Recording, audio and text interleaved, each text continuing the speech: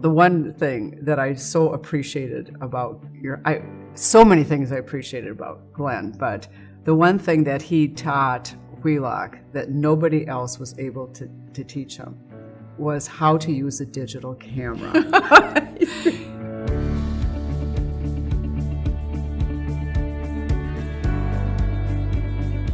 I wish they were here, obviously for many reasons, but I really wish they were here to appreciate the ripple effect, to appreciate how just their model, their attention to their commitment to excellence, that model became inspiring and motivational for others. It's why he was interested in places like the Citizens League, places that tried to raise our awareness and make us better citizens. I think that both Glen and Wheelock were not so interested, in fact, I would say not interested at all, from my perspective, in being somebody, but doing something.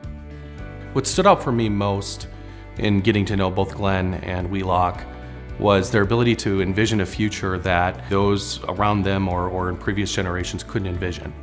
What made Wayne Gretzky such a great hockey player is that he didn't skate to where the puck was. Glen and Wheelock, both being great sports fans, were always skating to where the puck was going to be. Glen embodied entrepreneurialism and innovation. The thing that I most valued about Glen in almost every interaction around innovation and in discovery was the power of a great question. He would ask why or why not a lot. And Glen, in an uncanny and sometimes frustrating but always beneficial way, would bring you back to the question or ask the question that no one else had asked. That's where Glen's innovation has been amazing. Amazing for me, amazing for every company that he's ever worked with. And then with Wheelock, the risk-taking that he's done with entrepreneurs to get behind him early is fantastic. And we need more people like that. And we need more people who have the resources, have the connections, have the ability to recognize, here's someone who's going to do well. When I think of Glen and Wheelock, it's really interesting. I've given a little bit of thought to that because Glen focused more on the not-for-profit, academic, and the commercial sector. And Wheelock spent so much time with the same desire to make change, but he saw the political route. They each did operate in slightly different arenas, but with this same desire to fix what was broken, to make things work better. I think that both of them were leaders, and they had great influence in the causes that they associated themselves with, but I don't see either one of those two wonderful men joining the causes to be the leader or to get attention to themselves. Wheelock was a man of absolute integrity. You could take it to the bank. He was trustworthy. He was very much a people person. He could be tough, but he could also be there when you needed him to be there.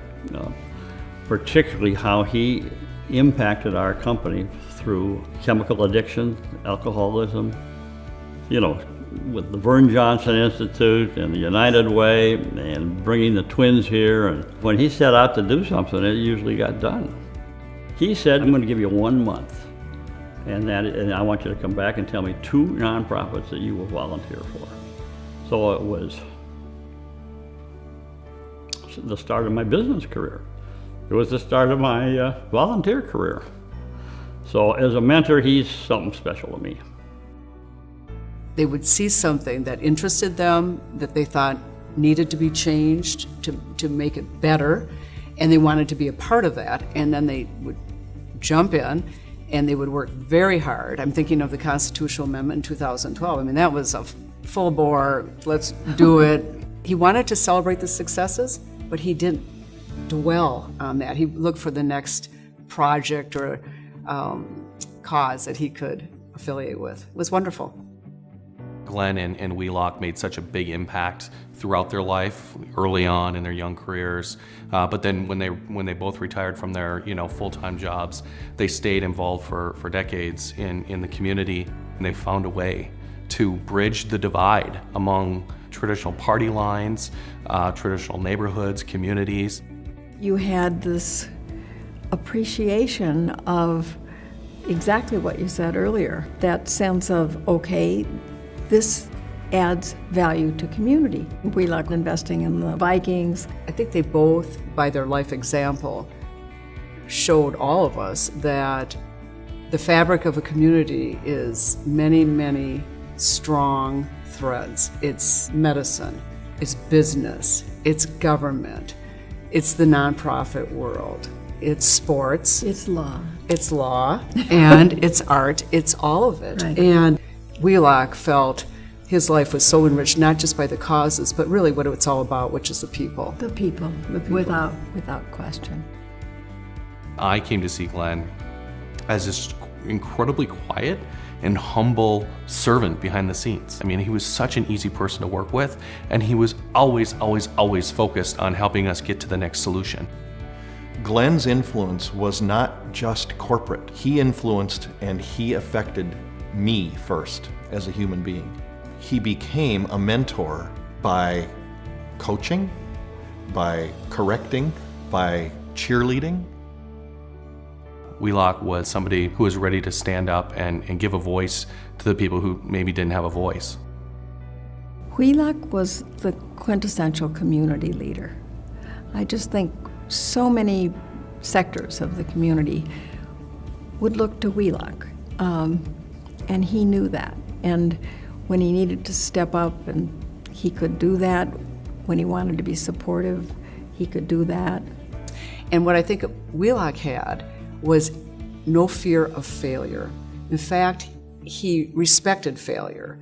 Theodore Roosevelt's quote, and I won't quote it here accurately, but it's basically, he never wanted to be one of the timid souls on the sidelines. Yeah. He wanted to be in the arena. I just think he wasn't afraid, and he cared too much about the cause, and he valued it so much that that's what motivated him, not the fear of failure. It was an amazing experience to know that somebody who I had seen from afar and admired from afar as a sports fan, all of a sudden was rolling up his sleeves each and every week, sometimes day after day. They didn't just write a check. They didn't just go to a meeting and put their name on a board. They actually did stuff. One of the smartest things they did was find us. The things about Glen and Wheelock that are relevant today and the lessons that they've imparted in people are being down to earth, opening your doors to people to give them the opportunity to share their story and learn from it. And then when you see something, actually getting behind them and opening more doors for them to really drive the future. When you were with Glen, you had his full and undivided attention. You had the full benefit of that, and you also had the challenge of it because he was not a lightweight. And he was investing his full intellect, his full humor, his full passion, his heart. I will always be grateful for that and never able to repay, except to try to pay it forward myself. I've had a lot of mentors in my life, but Wheelock has had more impact on me than anybody else. They're showing everyone that if you're going to get involved with something, get fully involved, not partially involved. Because when you're all in, you can change all sorts of stuff.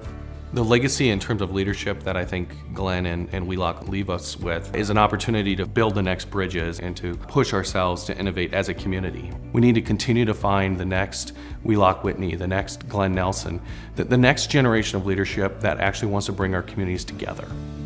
When I think of both Glen and Wheelock, this is a remarkable thing.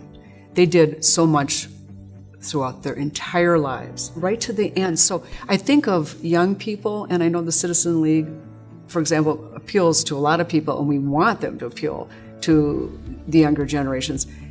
30 is not too young to be immersed. 20s, 30s, 40s, 50s, 60s, 70s, and 80s. Wheelock was 89.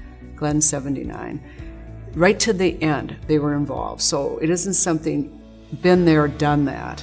It's just something you do. You build a community and you build your life. And that's what they did. And just two really remarkable men.